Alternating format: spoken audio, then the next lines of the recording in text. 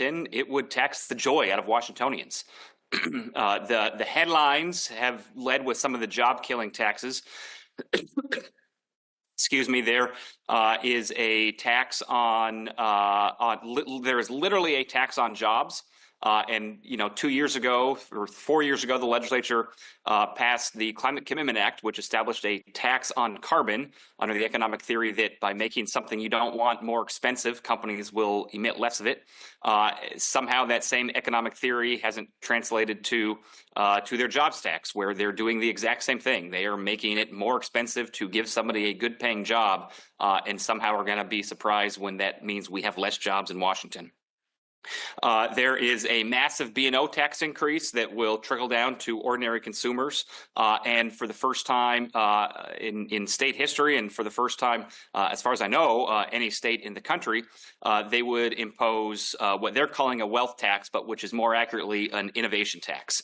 And that will mean, if Washington passes that, that will mean that all of the economic success the state has enjoyed over the past several decades, thanks to companies like Amazon and Microsoft, Washington's position in that regard will erode extremely quickly, as the next Jeff Bezos and the next Bill Gates will look to other states like Florida and Texas to start their new billion-dollar idea, and not here in Washington. So an extremely short-sighted idea that almost certainly is unconstitutional and almost certainly won't work anyway. But it's not just businesses, and it's not just jobs they're going after. Like I said, they're trying to tax the joy right out of Washingtonians. Their budget assumes an increased tax on bottled beverages, an increased tax on all kinds of vacations that you or I might want to take. There's a tax on short-term rentals that's been introduced. It would increase liquor license fees, including banquet permits for things like weddings or parties. It would increase Discover Pass fees. It would impose a new tax on Zyn. They have a bill to impose a tax on wireless devices. There's an increased gas tax, a highway use fee, just all sorts of things that regular Washingtonians like to do would be taxed under this proposal. Oh, there's a $1 fee added to tickets to sporting events. Democrats are raising billions of dollars in taxes on businesses, but not content with that, are also nickel and diming Washingtonians out of every last joy they can find in life. Not only are they taxing recreational activities like Discover Passes, hunting and fishing licenses, and event tickets, they're also just passing costs right on to the middle class. Their property tax increase would directly affect middle-class homeowners. Their gas tax increases would directly affect middle-class and working-class families. They do several moves in the budget that shift healthcare costs from the state onto private sector employers, which would mean and individuals who have health insurance on the health insurance exchange. The average cost of healthcare would go up by $1,400 per family per year under the Democrats' plan. So it would kill jobs in the economy. It would just torture the joy out of ordinary Washingtonians, and it would shift massive costs onto the middle class and working Washingtonians. So absolute wrong direction, and looking forward to finding a better direction in the next 30 days. And so speaking of better directions, I have with me, who'll be here to answer some questions, Travis Couture, who is the ranking Republican on the House Appropriations Committee, and also John Braun, my colleague over in the Senate Minority Leader, and Senate Republicans have also been proposing an alternative way of their own. So with that, I will hand it over to John to talk a little bit about the budget and what his caucus is working on. Great. Oh, thank you, Drew, and thank you everyone for being here today. Lots going on here in Olympia, and I agree with everything that Representative Stokesbury said about the proposals that the Democratic majorities have presented over the last few days in terms of taxes and budgets.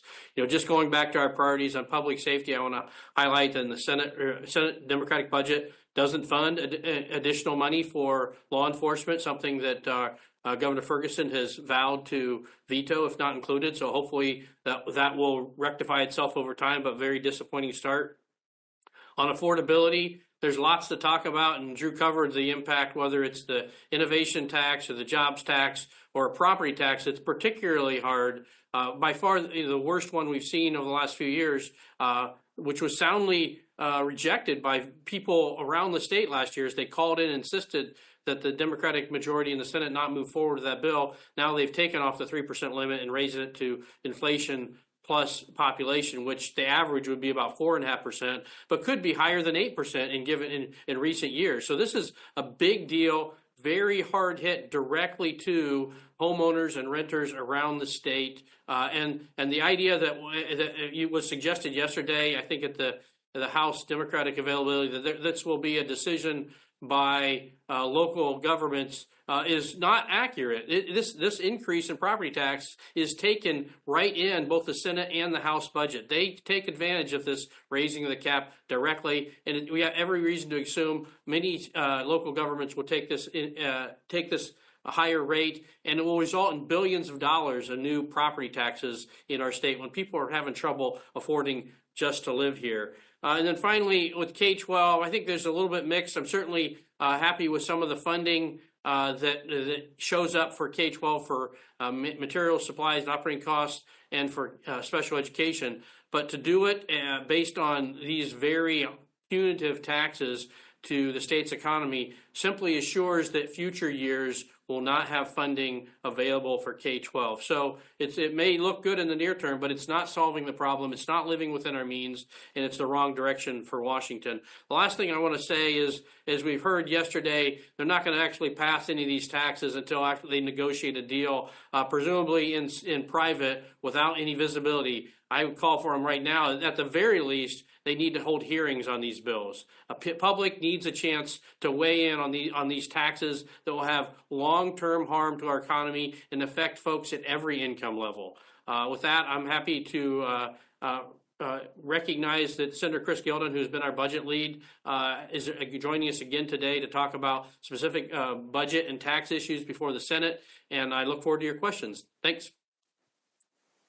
All right, with that, we will go to Jerry Cornfield. Good morning. I guess first a question about fact checking. Representative Stokesbury, you said these taxes would cost $1,400, I think, per year to an average homeowner or family. Could someone on your staff provide the information on how you came up with that number? And yeah, Jerry, that's with regard to Senate Bill 5083, which would create a price cap for PEB and SED. We can find out who provided us that number, but it's for it's the average premium increase for a family of 4, and the way it works is the bill would limit how much PEB and SED plans are paying to hospitals, which would require the cost of care to be shifted onto private plans. Okay. And then I guess the broader question. There seemed to be yesterday there were Republican members of the Senate and the House supporting the gas tax. So I'm just wondering, is that a mixed message about affordability and the impact of taxes when some members of your caucus are supporting some taxes and a pretty significant one? So you're sending two messages there. I would just say, yeah, each of our members will decide how they're going to support the legislation in front of them. And we do have folks who have negotiated in good faith on the transportation package in the Senate and have decided to support those taxes. Those are not broadly supported by our caucus.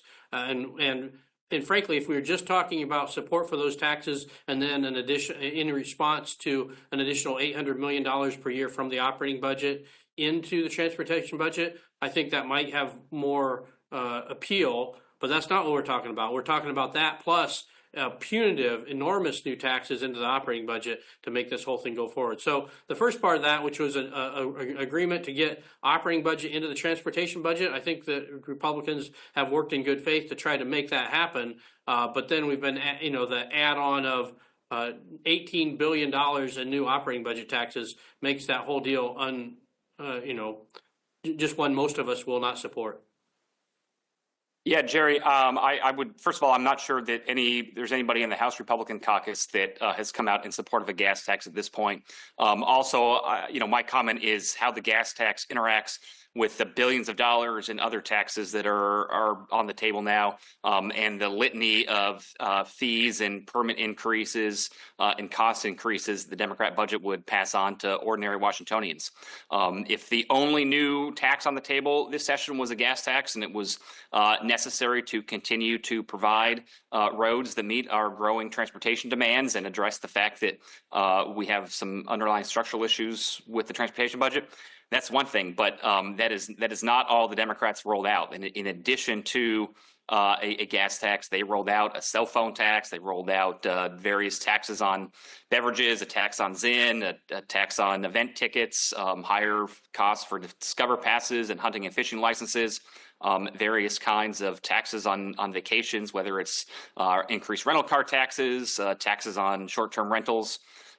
So it is how the gas tax interacts with the litany of other taxes that that House Democrats are passing on to ordinary Washingtonians that I think has me bothered. But John's right. Individual members will make individual decisions, and but my point is I think there's a difference when you look at how that gas tax interacts with all the other taxes that Democrats are proposing as well. Did you have a follow-up, Jerry? No, I see hands up. I'll wait. All right, next we'll go to Jeannie Lindsay. Hello, good morning. I know that the focus of your comments right now, understandably, are the tax proposals, but I wanted to ask, obviously, the budgets also include a number of cuts and some additional new spending. Senator Braun, you sort of talked a little bit about that in terms of special education, education materials. I'm wondering if there are any things that you're seeing in these budget proposals that you like in terms of cuts or some of the additional spending. Is there anything that you know you're glad to see there? Well, as I said earlier, I think, you know, I've worked for years to get additional investment in special education. So I'm pleased with the emphasis. I think this is the wrong year to do it. We could have done a package like this a few years ago when we had a significant surplus without, you know, punitive new taxes. That would be easy to support, you know. So am I supportive of more funding for special education? Yes. Do I think this is the year to do it in? Not at the expense of these new taxes. The same thing goes for material supplies and operating costs. I think that's a real cost driven by policies put in place by the Democratic majorities have driven up energy costs, driven up insurance costs as a result of those policies. And we have a responsibility, both based on the fact that we caused it, we being the Democratic majority in the legislature, and the fact that we have a paramount duty to fund basic education. So I guess I could show a little bit of love to those ideas, but there's a ton of stuff that cuts in the budget. I'm sure Senator Gildon could speak to this better than I could, but I'll highlight a couple. This proposed cut or increase, cut to higher education and increase in tuition. That's just another tax increase on middle income Washingtonians, both in terms of, and then they also have a reduction in student aid in the same bill. That's a terrible cut. And I'm going to highlight again the one that Representative Stokes brought up, this shift in how PEB and SEB pay for medical expenses. That's a direct cut to hospitals and rural hospitals in particular, with the very real threat of putting them out of business. It's sort of callous the way that they're going after access to health care in rural Washington. Yeah, I will make it. I'll add a couple points to that. On a macro level, yes, there is one large thing I appreciate about both House and Senate budgets, and that's for the first time in what's now my 11th session, members of the Democratic Party decided to actually take a close look at opportunities for budget savings. It is insane that it took them 11 years and however long it was before I got elected when they last did it to actually do this. We would not be facing nearly the problem we're facing if this was a routine order of business rather than something you only do when revenues aren't growing as quickly as you expected. But I appreciate that they finally did it. Better late than never. Two examples that I will highlight. just because they're areas that I worked on when I was Travis's predecessor on Appropriations Committee. Evergreen State College enrollment has been plummeting over the last decade. Their funding formula is not based on how many students they have, and so their funding has stayed roughly the same, while their enrollment has plummeted, meaning their funding per student has risen dramatically. And they are currently receiving far more money on a per student basis than any other of the four-year institutions. That's not right. There's no reason to do that. We shouldn't use taxpayer dollars to prop up a failing higher education experiment. And so for years, House Republicans have been proposing not to eliminate Evergreen State College, although I think we have a few members that would gladly do that, but simply to give them the same amount of funding per student as all the other regional 4 years get. That is common sense. We should not be sinking money into a failed education experiment, and the Democrat majority finally realizes that. This was the basis for numerous budget amendments that Republicans have proposed over the years, and it is finally part of the House Democratic budget. The other one is a student loan program. Washington State has the most generous financial aid package of any state in the country. Those are in the form of grants and scholarships. Why on earth the legislature thought it was a good idea to get in the business of being a student loan lender on top of the extremely generous financial aid package that already existed is beyond me. Washington is not very good at doing things outside of its core competency. Frankly, we're not very good at doing things inside of our core competency either. But we never should have gotten into the student loan business. Republicans fought that idea for years. Democrats passed it anyway, and this Democratic budget actually finally undoes that and gets rid of the money in that loan account, and hopefully gets Washington out of the student loan servicing business for good. There are plenty of things to complain about. So while the Democrats finally did undergo some reduction exercises and find areas where we could achieve budget savings, they still spent way more than they cut. And that doesn't make very much sense to be in a situation where your revenues are no longer growing as you expected, but to double or triple down on new spending.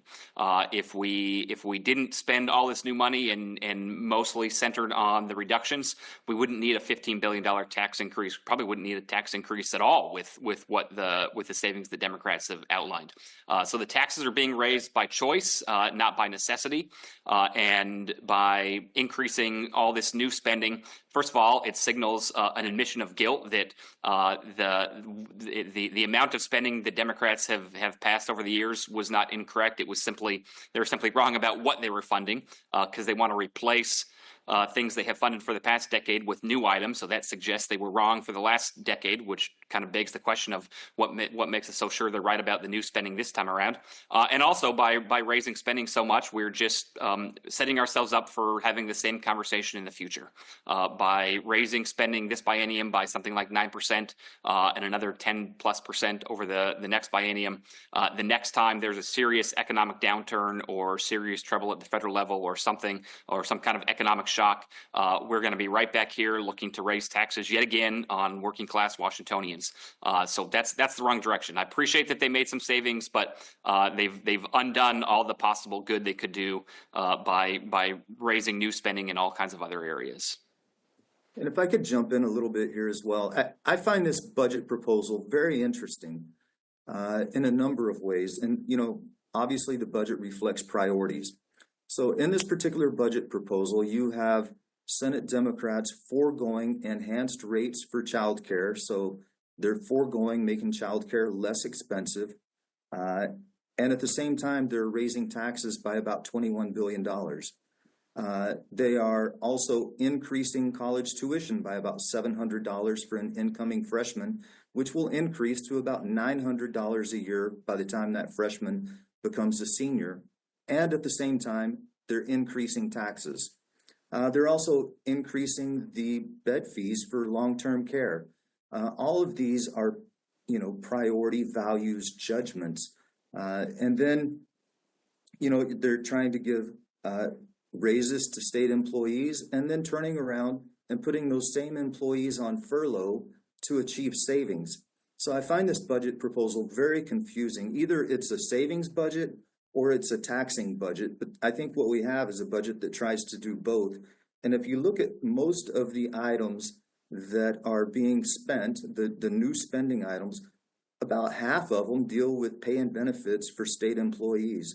So I think that it's very telling that the values of Senate Democrats seem to align with increasing pay and benefits for state workers as opposed to maintaining affordability for homeowners, property, renters, for college students, for people who need long-term care.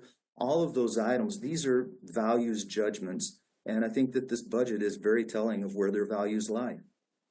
I'd like to jump in there too, just to tack on to what Senator Gildon has said. A couple more examples. I mean, we just, like Representative Stokesbury stated, just in the first biennium alone, an 8% increase to spending and the largest set of tax increases in state history. But then we cut from the people who needed us the most. We robbed child support from single mothers on TANF. I mean, just doesn't make any sense. And we have this enormous end fund balance after it's all said and done. The age blind and deaf program, we rob, those poor people of the assistance, the public assistance that they need in that budget. To me, that just seems like if you're going to increase a massive 8-9% increase in spending, and then the largest set of tax increases in state history, it seems like the only people that are going to, as of right now, win in this session are bureaucrats and politicians who are getting their pays increased, and criminals. And the Democrats have created a budget that may balance on paper, but it's a house of cards sitting on a pile of sand. It's really shaky, and they have done so by robbing people who need us the most. It was exactly the reason that they stated they needed these tax increases to stop people from dying, to stop poor people from getting even further into poverty, but yet they created a budget that did exactly that. And so to Senator Gildon's point, it's interesting. It just doesn't really, when you look at it, just doesn't make a whole lot of sense based upon what was being said by the other side. All right, Jeannie, do you have a follow-up? All right, now, thank you. All right, let's go to Drew Mickelson.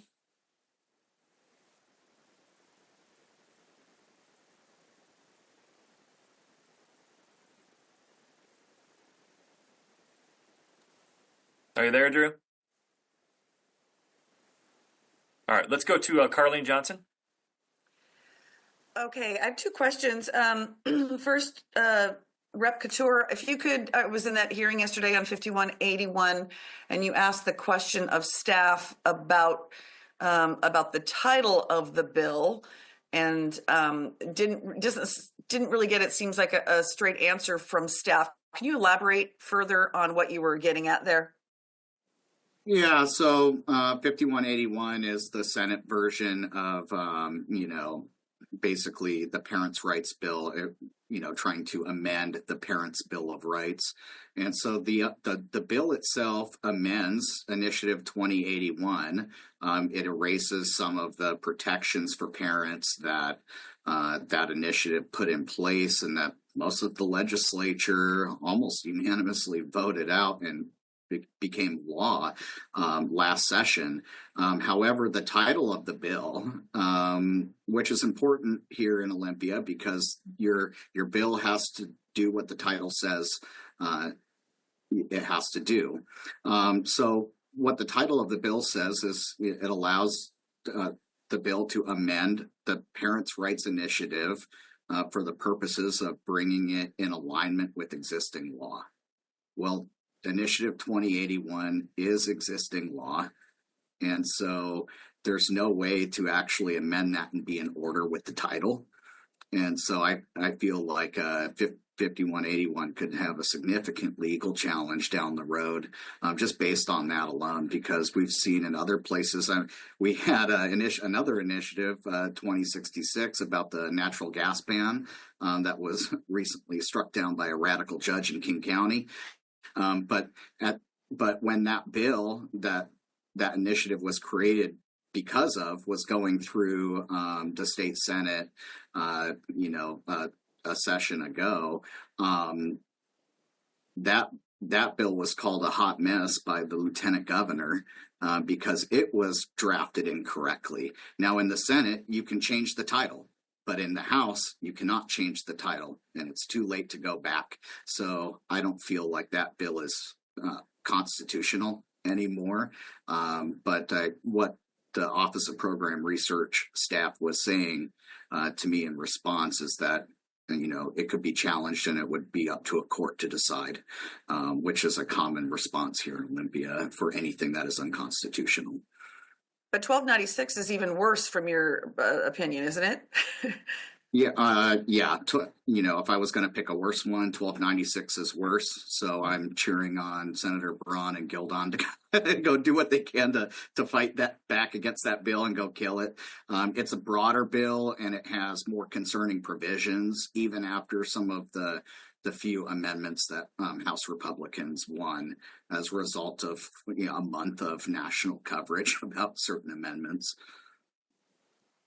And my second question for Senator Gildon, is there anything that the majority party has siphoned off of your budget proposal?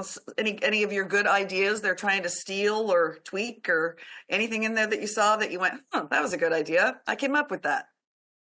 Well, you know, it was interesting because we were actually in the room with Senate Democrats during the first couple of iterations of going through the budget. And my feel from being in the room with them at that time was that they were genuinely looking for items to save. So then at a certain point in the budget, you know, we were not invited back into the conversation anymore. And it seems to have been when everything went off of the skids at that point. So I was actually really surprised to see a proposal come out with $21 billion of new tax increases over the period.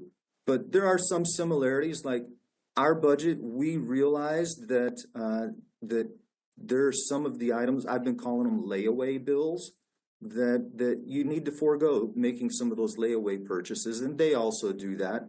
But it's just interesting that they do that and choose to raise taxes at the same time. And I think this whole conversation about, you know, is it necessary to raise taxes? And if you don't raise taxes, you're going to be facing all of these horrible cuts that no one wants. And that whole discussion is absolutely false, Carlene, because we have proven it. The Senate Republicans have drafted a budget that does not include any new taxes. It does not include any of the drastic cuts that you'll hear fear-mongering about. It fully provides for the needs of our state government. It honors the wishes of our new governor to provide funding for law enforcement hiring. It keeps people with services that need services. So if you need services, you're going to continue to get them. It provides additional money for K-12 operating costs and special education. And it does all of that without a single new dollar of taxes. It can be done if you want to do it. All of these taxes, the whole conversation about this is simply not necessary. Yeah, and I just want to tack on to what Senator Gildon just said. He's absolutely correct. But, you know, these budgets are basically the same story all over again. For the fourth consecutive session now, a budget proposal that spends more than we project to take in. We have done the Democrats have done no real structural budget reform into the practices that they perform to come up with these budgets. And of course, we're just going to be back here once again someday, after this session is over, no matter what happens, because we haven't fixed the actual problems that led us to this place. As a matter of fact, we've just done more of it in these budgets. When they've kicked out things like child care entitlements and ECAP, they're just kicking the can down the road. Those are those layaway bills. They just put them on layaway once again, right?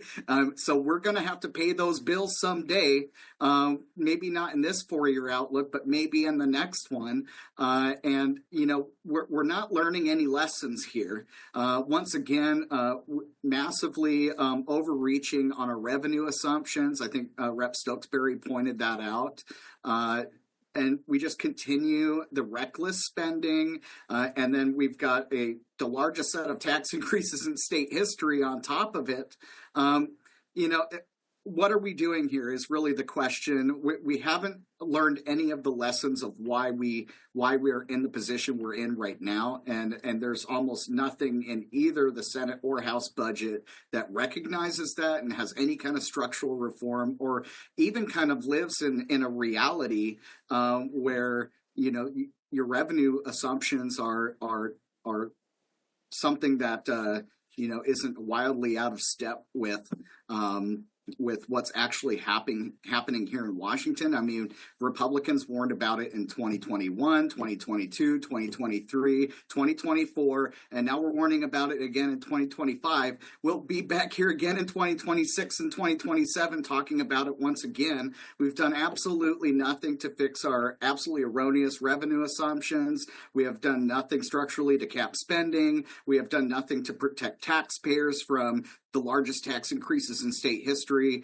At some point, you have to be able to take a step back and learn your lessons and have some kind of structural budget reform so we don't find ourselves back here again. But instead, the majority party is going to paper over their budgeting negligence and their failures to have any of these structural budget reforms on the backs of the middle class and hardworking Washingtonians. They're going to pay the price, and in years to come, they're going to pay the price once again when, oh my God, the sky is falling and we have to raise taxes in order to cover another predictable deficit. And it's wrong.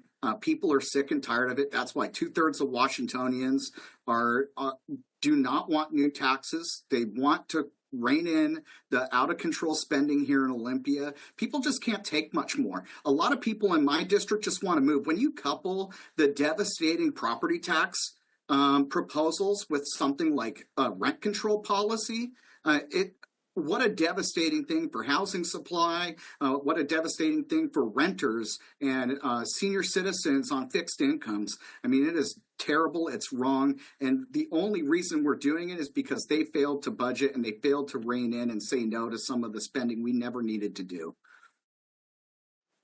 All right, next we'll go to Drew Mickelson.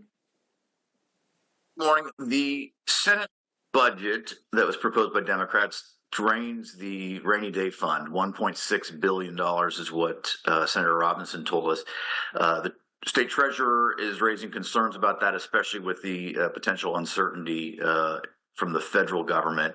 I imagine you share those concerns. Is that something that any of your budgets looked at? Should we be draining that fund for this biennium? I can grab that if you'd like, Drew. So not only does it drain our savings account down to $25 million in 2026, it also drains our checking account, our operating budget down to $66 million. So basically in the year 2026, our state will be broke. We will have just expended an enormous amount of taxing authority, and we will have no options should the federal government make changes to Medicaid rates or any of the other items that they may. We're going to be left without options, without money. It is a very reckless item. I agree with the state treasurer that this is something we should absolutely not do. And just to tag on to that, it is nice that the House budget did not raid the rainy day fund, but the Senate budget absolutely does. So we'll have to see how that shakes out during the process. But once again, in the Senate version, they're raiding our emergency savings account, things we need for emergencies, in order to bail out majority party bad decision making. That is wrong. We should not be doing it. Like Senator Gildon said, it puts our credit rating at risk. But then if something happens on a national level or anywhere else, we don't have the funds available for wildfires or for many other different things where we would get those large sums of money from. It's just a practice that has to stop. I think it was like the last 3 sessions, they've raided the rainy day account. They put it into their shadow rainy day account, warped with the simple majority, spent all the money on new programs that we still can't pay for today. And at some point, people got to stand up and say, hey, our emergency rainy day savings account should not be used to expand or create new programs or just be put into more reckless spending. We have to have a savings account for things in our state. Did you have a follow-up, Drew? Thanks. No? Okay. Next, we will go to Mitchell Rowland of the Spokesman Review. Good morning. On the topic of furloughs / the CBAs for state employees, there's now 4 competing proposals. Governor Ferguson previously proposed 2 years of furloughs. Senate Democrats proposed 1 year. House Democrats proposed no cuts. And Senate Republicans proposed foregoing the CBAs in lieu of a $5,000 bonus. Given the budgets that were relayed or announced yesterday, do you see a path forward with fulfilling the CBAs without either cuts, a furlough, or other type of reduction in salary for state employees? I mean, there's always a path forward to do that.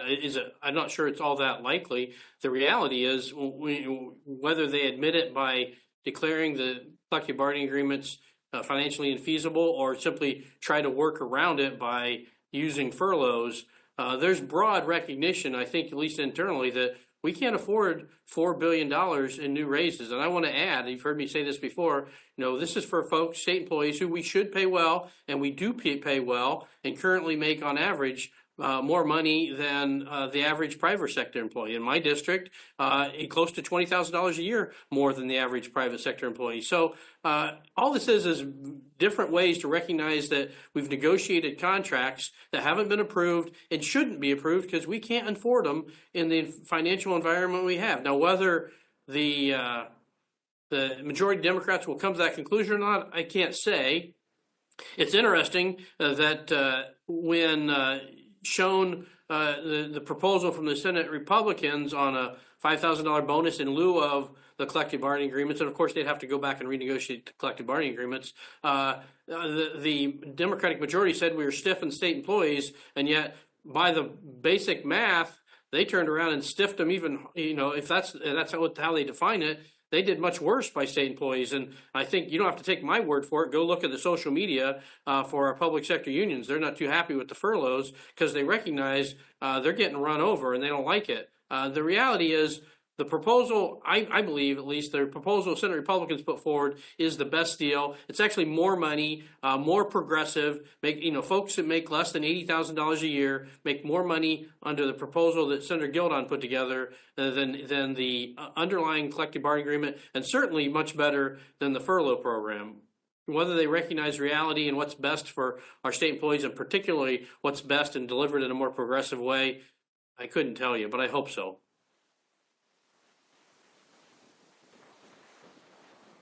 Mitchell, did you have a follow-up? Not on this topic. Kind of switching gears, and this is more of a process question. Governor Ferguson also indicated that he wouldn't sign a budget that didn't include a $100 million grant program for more police officers.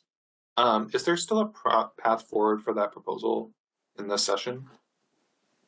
Yeah, so as I understand it, there was a version of the Senator Holy Representative Hunter Abel bill that the Governor Ferguson had kind of championed early in session.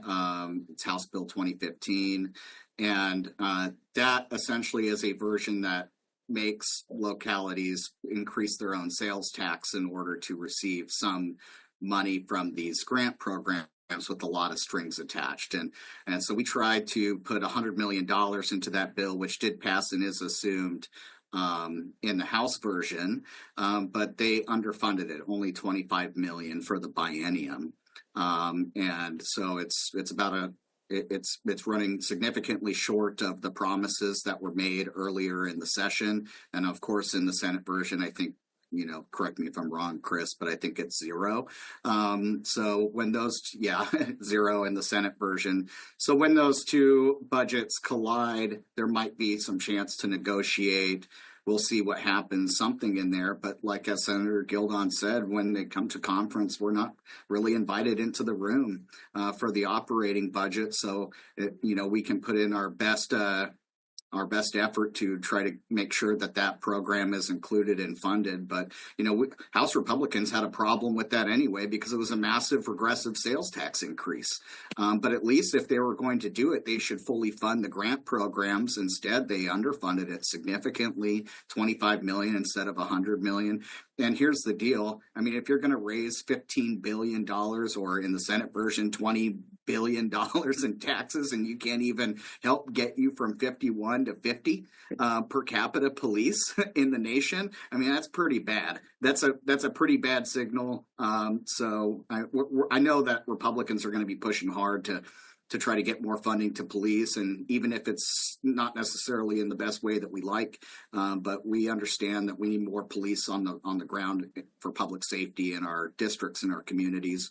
But right now, the Democrats are falling significantly short of even the governor's request on that matter. And who knows, maybe he will follow through with his word and veto either of those budgets for not including that $100 million. And I hate to keep selling it, but I'm going to mention it again. The Senate Republican budget fully funds what the governor had requested, $100 million to hire additional law enforcement officers, and it does so without raising any taxes. All right, we will now go to Jake Goldstein Street. Thanks. Non-budget related question. I wasn't sure if all of you had seen, but there were some protests at Representative Simmons' home over the weekend. I was just wondering what you thought of that tactic. Is that something you condemn? Representative Couture, I think you had even tweeted about it, but I was wondering if you all had thoughts on that. Yeah, I think we should all live in a civil society. No one should be protesting at someone's home. Oftentimes, I mean, if you're a legislator, you're here you're here in Olympia during the session, and that could be someone's, spouse or their kids or their family at home. Nothing positive comes from that. And it could scare people. I think the correct place to protest is in the public square, or even in the online public square, so to speak. Come down here and protest at Olympia. Come to the Capitol building and do it like everyone else does. Do it the right way. Don't go to somebody's house. I don't think that's right. I don't think it's right if it happens to a Democrat or a Republican. I think people want our politics to be more centered and balanced and normal. Right. And I don't care who does it on what side. It's not right to go to somebody's house and protest. I want to emphatically agree with Representative Couture on this. This is the wrong way to express your opinion. You have every right and practically even a responsibility to express your opinion, but it should be done in a way that doesn't create a threatening environment for anyone on either side of the political spectrum. Did you have a follow-up, Jake? John, I'm sorry. I just want to say too, I agree with what Senator Braun said. That was exactly what I was going to say. Yes, of course, folks have got a right to do this, as long as they're on public property, but they've got a responsibility to protest in a better way. All of us in this Washington are just ordinary citizen legislators. We're regular people, sometimes shockingly regular, with regular jobs. I don't think it's even though there is a constitutional right to do so. I don't think it's morally right to be harassing folks in their own home and making them feel unsafe. There's plenty of other and better ways to get the message across, and that it's probably better to do that because that way the focus is on the underlying message. And Representative Simmons has an extremely troubling legislative record, and she worked very hard this session to let criminals out of jail early, and that would have made Washington less safe. And I am incredibly grateful for my colleagues and some members of her caucus for standing up to that and saying, no, we are not going to continue our soft on crime policy. But by protesting at her house, you lose the very good message, which is that Tara Simmons wants to let criminals out of jail early. Instead, how the protest was conducted was a story, and I don't think that's wise. So yes, they've got a right to do it, but I think they should do it in a more effective way. And I hope that the next time the WEA or other Democrat interest groups protest at Republicans' houses, which they have done many times in the last decade, Speaker Jenkins and Senator Peterson are just as quick to condemn their allies protesting at Republicans' houses as those of us on video right now are condemning the protests at Tara Simmons' house by our political allies. All right. With that, we'll end questions, and I'll just send it back to Representative Stokesbury for closing remarks.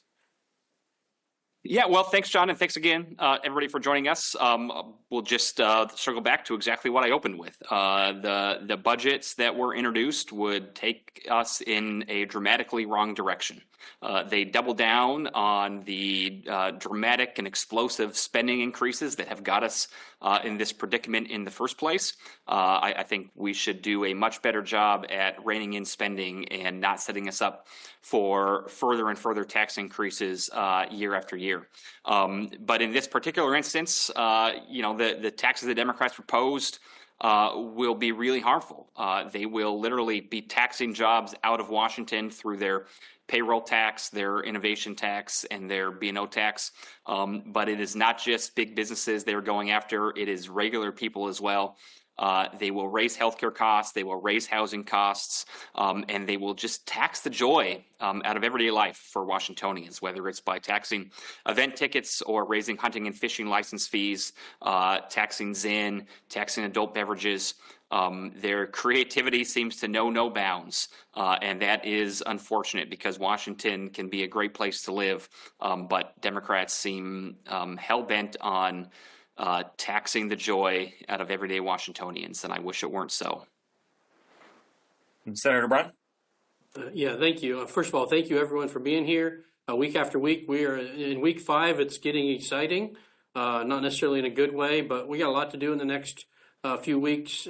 Take it back to our priorities on public safety. You heard us talk about we're on the wrong track on funding officers. Hopefully we can get that turned around. On affordability, these taxes are going to be a disaster for businesses and individual Washingtonians alike and make surviving in Washington, whether you're an individual, a family, or a business, extraordinarily hard. And on K-12, while I appreciate some of the movement forward on special ed and MSOC, to do that at the expense of taxes that are going to drive people out of our state or out of their homes, I think is just wrong, and we really need to rethink that. I'm hopeful that our colleagues on the other side of the aisle will see the error of their ways and come to a budget that is more reasonable, closer to one that lives within our means and sets us up for success in the future, but that remains to be seen.